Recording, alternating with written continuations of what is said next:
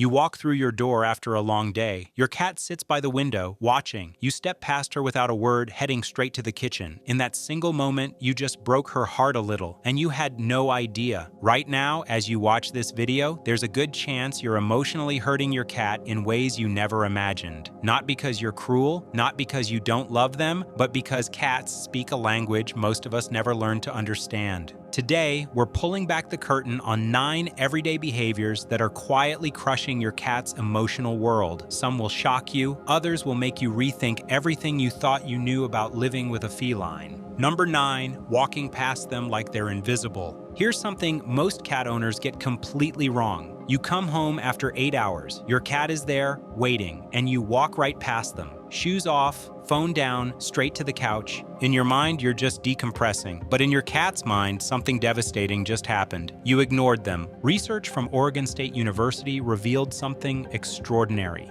Cats form bonds with their humans remarkably similar to how children bond with parents. When you walk through that door, your cat's brain floods with dopamine and oxytocin. Your cat has been tracking time, anticipating your return, and the moment you arrive, their entire world lights up. But when you ignore that greeting, when you don't acknowledge their presence in those first critical seconds, you're sending a message you never intended. You don't matter, I don't see you. Cats who receive consistent greetings display more secure attachment behaviors. They're more confident, less anxious, and emotionally stable. But cats who are regularly ignored can develop subtle forms of insecurity and even separation anxiety. The fix is almost embarrassingly simple. 2 seconds. When you walk through that door, crouch down, say their name. A gentle stroke. These tiny moments build enormous emotional security. Number 8, giving them the chase but never the catch. Let's talk about one of the most popular cat toys on the planet. The laser pointer, that little red dot that sends even the laziest cat into a hunting frenzy. It looks like harmless fun, except your cat isn't happy. They're frustrated, and you're the reason why. Cats aren't just playing when they chase that dot. They're hunting. Their brain doesn't distinguish between a laser point and a mouse. When that red light zips across the floor, every instinct screams prey. Their pupils dilate, their muscles tense, they're locked into predator mode. But here's the problem. They never catch it, never feel it in their paws, never get that crucial moment of completion when the hunt ends with success. For a predator, that lack of closure creates deep psychological frustration. Researchers studying feline behavior have found that cats need to complete the hunt cycle, the stalk, the chase, the pounce, and most importantly, the catch. Without that final step, the experience becomes hollow and stressful. Some cats develop what behaviorists call laser pointer syndrome. They become obsessed with chasing lights and shadows. They fixate on reflections. Some develop compulsive behaviors, constantly searching for that dot that never stays caught. The solution is simple. If you use a laser pointer, always end the session by directing the dot onto a physical toy, a stuffed mouse, a ball. Let them feel that rush of successful capture, or better yet, skip the laser entirely and use wand toys or anything they can actually hold in their paws. Number 7, touching them in all the wrong places. You see your cat, they look so soft. You reach down and rub their belly, and suddenly teeth sink into your hand, claws rake your wrist. You pull back, confused. What just happened? You just violated your cat's boundaries. Not all petting is created equal in the cat world. Your cat has a very specific petting map. Zones where touch feels good and zones where it feels threatening or even painful. Ignore that map and you're not showing affection. You're causing distress. Cats have highly concentrated nerve endings in certain areas, particularly the belly, paws, tail base, and legs. For many cats, touching these zones doesn't register as pleasure. It registers as vulnerability. In the wild, exposing the belly means exposing vital organs. These areas are danger zones, not comfort zones. But every cat's petting preferences are unique. Some cats love belly rubs. Others will tolerate exactly 3 strokes down their back. Some want head scratches only, and those preferences can change over time. When you ignore these boundaries, you're not bonding, you're breaking trust. Your cat starts to see your hand as unpredictable, unsafe. Some cats start avoiding their owners entirely. Learn your cat's language. Start with universally safe zones: the cheeks, chin, forehead, and area behind the ears. Watch their body language. If their tail starts twitching, stop. If their ears flatten, back off. If they lean into your hand, you've found a good spot. Number 6, invading their sanctuary.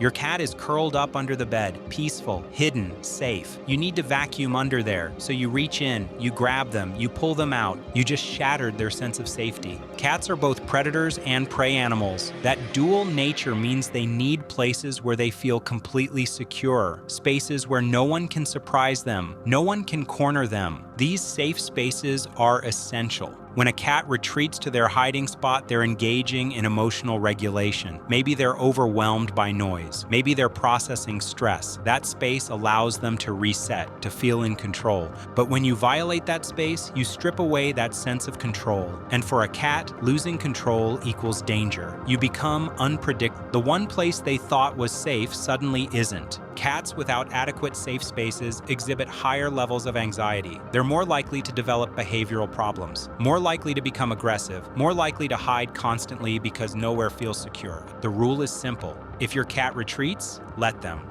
If they're sleeping in their spot, leave them alone. Don't follow them. Don't pull them out. You're giving them the gift of control. And when a cat feels in control, they feel safe. Number 5, raising your voice and thinking they understand. Your cat knocks over a glass. Water spreads across the table. You snap.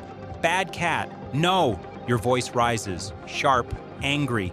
Your cat freezes, wide eyes, flattened ears, then they bolt. You think you've taught them a lesson, but here's what actually just happened. You terrified them. Cats do not understand punishment. They don't connect your anger to their action. What they think is, the person I trust just became dangerous. Feline cognition works on immediate association. If there's a gap of even a few seconds between the behavior and your reaction, your cat cannot make the connection. And even if your timing is perfect, what they learn isn't don't do that behavior. What they learn is that human is unpredictable and scary. Punishment-based methods damage the human-animal bond. Cats who are regularly yelled at become more anxious, more fearful, and often more aggressive. And cats have extraordinarily sensitive hearing. They detect frequencies far beyond human range. What sounds like normal volume to you can be painfully loud to them. When you yell to your cat's ears, you're being violent. This creates learned helplessness. Your cat can't predict when you'll be safe and when you'll be dangerous. They become withdrawn, anxious. The alternative is positive reinforcement and redirection. If your cat is scratching the couch, guide them to a scratching post and reward them. If they're jumping on counters, understand why. Training your cat isn't about dominance, it's about communication. Number 4, assaulting their ears with chaos. Your vacuum roars to life. Your cat vanishes. You're watching TV at full volume. Your cat presses themselves against the wall. You're having an argument, voices raised. Your cat hasn't come out from under the bed in 3 hours. You're destroying their sense of safety with sound. Cats detect frequencies up to 78,000 hertz. Humans top out around 20,000. They can hear ultrasonic sounds completely invisible to us. This extraordinary hearing evolved for hunting. But in a human home, that superpower becomes a vulnerability. A vacuum cleaner that's loud to us is devastating to them. A slammed door is an explosion. Raised voices register as genuine threat. Loud, unexpected noises trigger their deepest survival instincts.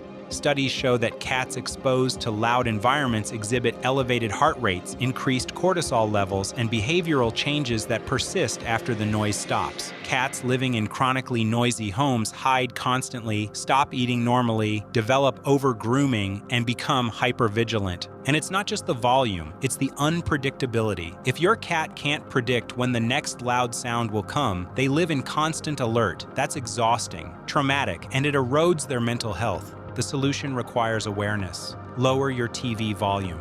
Close doors gently. If you need to vacuum, give your cat access to a quiet room first. Never yell around your cat.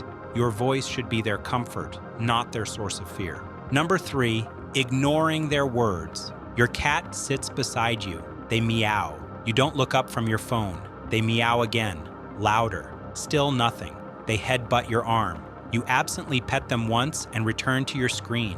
They walk away.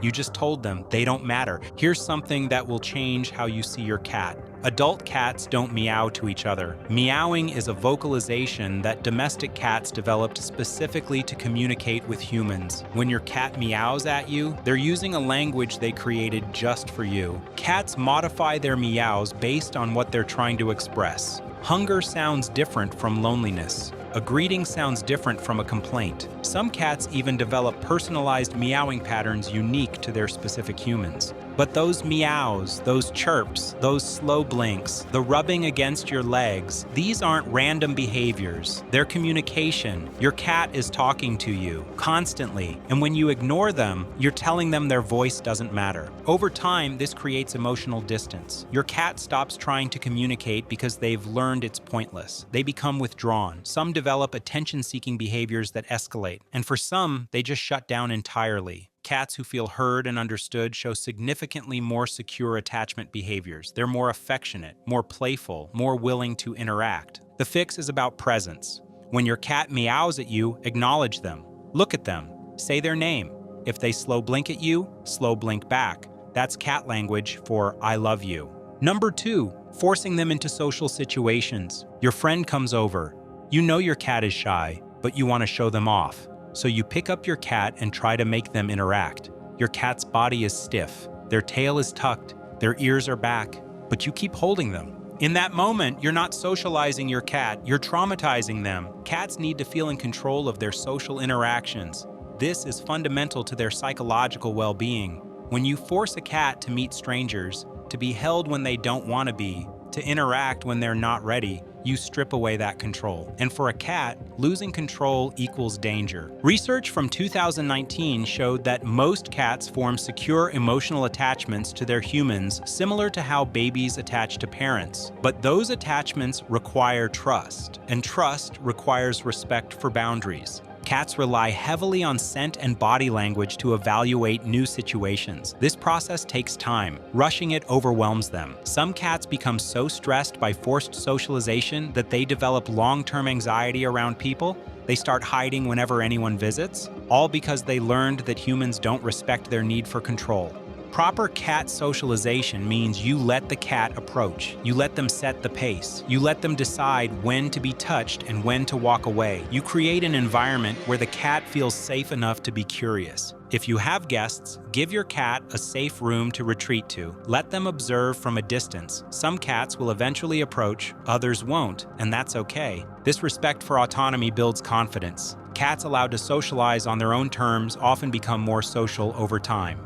Number 1, suffocating them with scents. You light a lavender candle. You spray air freshener after cleaning the litter box. You switch to floral-scented cat litter because it smells better to you. You put on perfume before cuddling your cat. All of these things are torturing your cat. A cat's sense of smell is 14 times stronger than yours. What smells faintly pleasant to you is an overwhelming assault on their senses. But it's worse than that. Cats rely on scent to understand their world. They use pheromones to mark territory, to feel safe. Their entire sense of security is tied to scent. When you fill your home with artificial fragrances, scented litters, perfumes, air fresheners, you're not just creating unpleasant smells. You're masking the scent markers your cat uses to feel safe. You're disrupting their ability to recognize their own territory. Research shows that cats exposed to strong artificial scents exhibit measurable stress responses. They avoid their litter boxes because the scented litter overwhelms them. They become anxious and disoriented. And those scented products aren't just psychologically harmful, they're physically dangerous. Cats have delicate respiratory systems. Artificial fragrances can irritate their lungs, trigger allergies, and contribute to asthma. Your cat might be sneezing or coughing, and you never connected it to that vanilla-scented candle. Some cats develop litter box aversion entirely because of scented litter. They'll start urinating outside the box, not because they're being spiteful, but because using the box has become intolerable. The solution requires a shift in thinking. Unscented everything. Unscented litter. Unscented cleaning products. No candles while your cat is in the room. No air fresheners. Clean the litter box daily instead of trying to mask the smell. Your home might not smell like a spa, but your cat will feel safe. Closing. 9 ways. 9 everyday behaviors that are silently breaking your cat's heart. Walking past them like they're invisible. Giving them the chase but never the catch. Touching them in all the wrong places. Invading their sanctuary. Raising your voice. Assaulting their ears with chaos. Ignoring their words. Forcing them into social situations. And suffocating them with scents. Each one might seem small in isolation, but together they create an environment where your cat feels unseen, unheard, unsafe, and unloved. The heartbreaking part is that most cat owners have no idea. They love their cats deeply, but love without understanding is just good intentions with painful consequences. The beautiful thing is that every single one of these is fixable. You don't need expensive toys or complicated training. You need awareness. You need to see your cat as they actually are. You need to learn their language, respect their boundaries, honor their needs. When you do that, something magical happens. Your cat doesn't just tolerate you, they bond with you, they trust you. They seek you out because being near you makes them feel safe and loved. That's the relationship every cat owner dreams of, and it's waiting for you. If this video opened your eyes, please hit that like button. Subscribe to this channel for more deep dives into cat behavior, and drop a comment telling me which of these 9 surprised you the most. Your cat has been trying to tell you something. Now you know how to listen.